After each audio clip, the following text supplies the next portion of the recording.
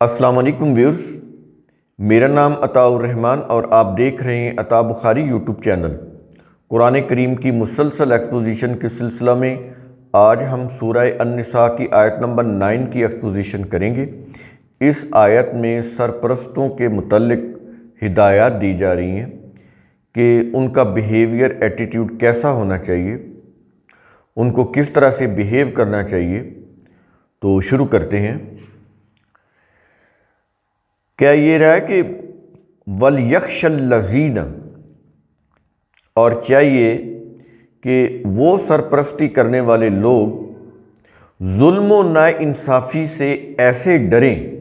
یہ وَلْيَخْشَ ہے، یخشا یعنی ڈریں۔ الَّذِينَ وہ لوگ جو سرپرستی کرنے والے ہیں، وہ ظلم و ناانصافی سے ایسے ڈریں۔ کیسے ڈریں؟ کس طرح یہ ڈر کس ہونا چاہیے؟ کیا یہ رہا ہے کہ لَوْ تَرَكُوا مِنْ خَلْفِهِمْ ذُرِّيَّةً ضِعَافًا، گویا کہ وہ خود اپنے پیچھے کمزور اولاد چھوڑ گئے ہیں۔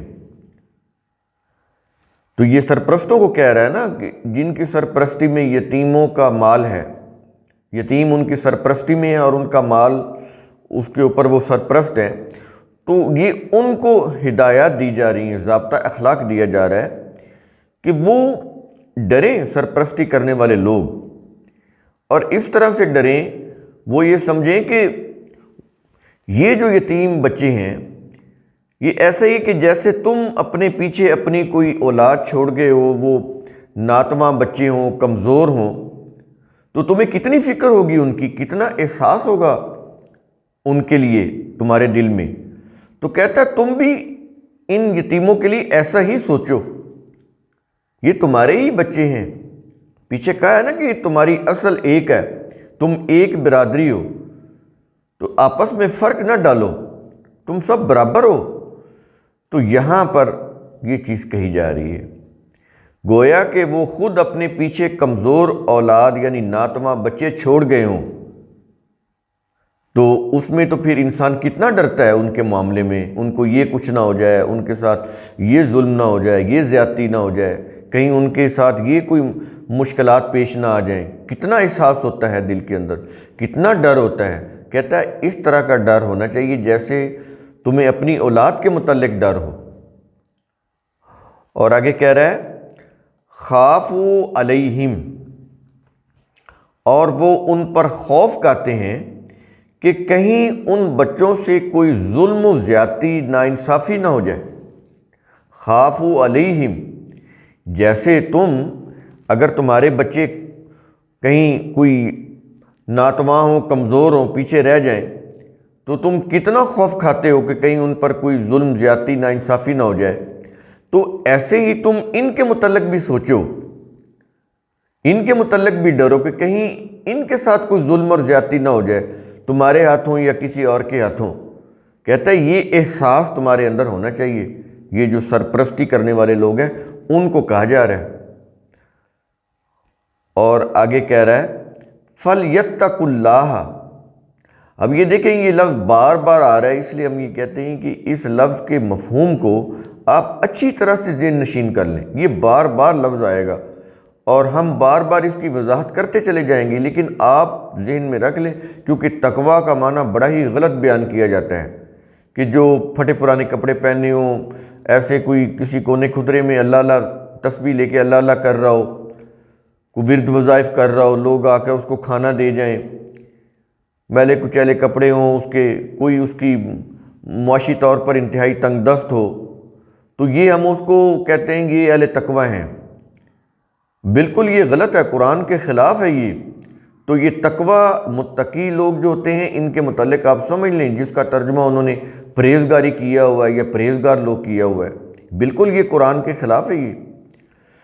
تو تقویٰ یہ جو فتق اللہ ہے یہ کیا ہے؟ تو چاہیے کہ وہ اللہ کے قوانین کی خلاف ورزی اور اس کے تباہ کن انجام سے ڈریں، بچیں۔ ڈرنا اور بچنا دونوں اس کے اندر آتے ہیں، اس کے مینوں میں، اس کے معنوں میں۔ عام طور پر ترجمہ یہ ہوتا ہے اللہ سے ڈرو، اللہ کو ڈرانے والا نہیں ہے کہ اللہ انسانوں کو ڈرائے یعنی جس نے انسانوں کو پیدا کیا، اتنی خوبصورت کائنات انسانوں کے لیے بنائی، اس کے اندر اتنے خوبصورت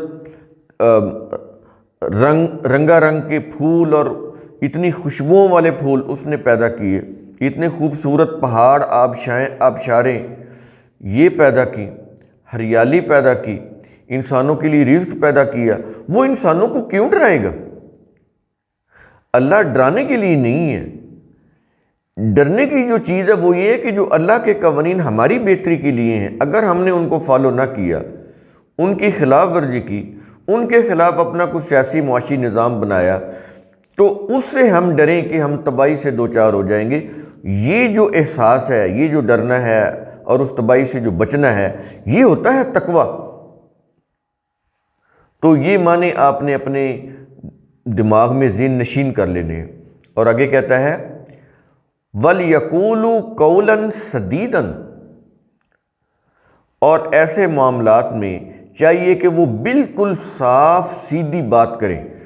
سدیدن کا مطلب ہوتا ہے بالکل صاف سیدھی، سٹریٹ، بالکل سٹریٹ بات کرنا، کوئی لگی لپٹی نہ رکھنا، اس میں کوئی نہ منافقت ہونی چاہیے، نہ اس میں جھوٹ ہونا چاہیے، نہ اس میں فریب ہونا چاہیے، نہ اس میں دھوکہ ہونا چاہیے، نہ اس میں کوئی اس طرح کی کوئی چیز ہو کہ وہ بالکل اس کو بات کی نوعیت کو ہی بدل کے بیان کیا جائے۔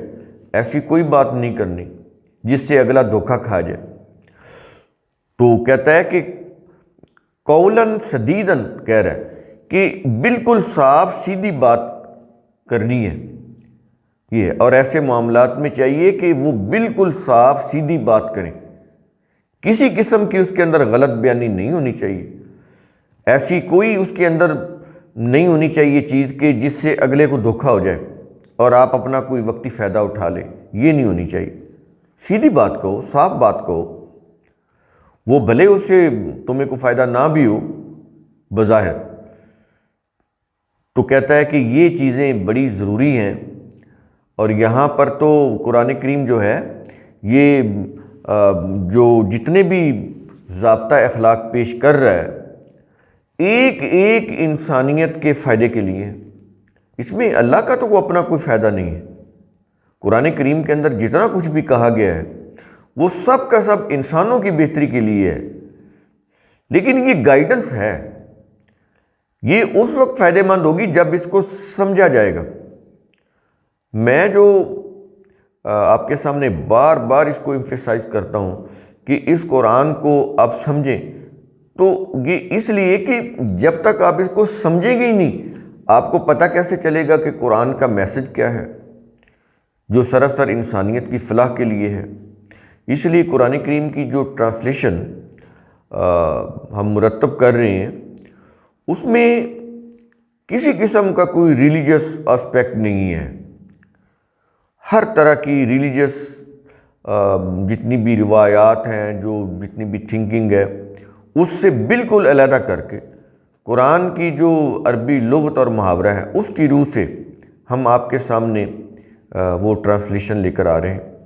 انشاءاللہ یہ جلدی ہی اس کا والیوم 1 آ جائے گا، تو اس سے جس انداز سے ہم نے اس کو فارمیٹ کیا ہے، ڈیزائن کیا ہے، تو ایک آیت کے چھوٹے چھوٹے سیگمنٹ کیے ہیں، چھوٹے چھوٹے حصے بنائے ہیں، بامانی حصے، پھر ان کے نیچے بالکل سمپل واضح اس کا ٹرانسلیشن دیا ہوا ہے، اور اس میں کسی کا کوئی ریفرنس نہیں ہے۔ یہ جو کتاب ہے یہ کمپلیٹ بک ہے، جو بات کہتی ہے اس کی وضاحت خود کرتی۔ اللہ نے اپنی باتوں کی وضاحت انسانوں کے اوپر نہیں چھوڑی، جو بات اس نے کہی ہے وہیں پہ یا دوسری جگہ کے اوپر اس نے اس کو واضح کر دیا ہے۔ تو یہی انداز پھر ہم نے اپنی ٹرانسلیشن کے اندر رکھا ہے۔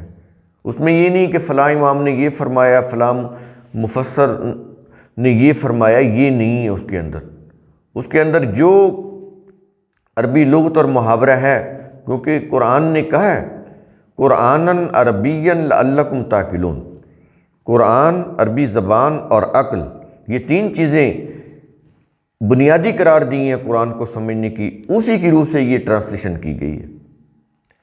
جو قرآن کی ٹرانسلیشن کا اصول ہے، قرآن عربی زبان اور عقل، تو اسی کی روح سے یہ ترجمہ کیا گیا ہے، ٹرانسلیشن کی گئی۔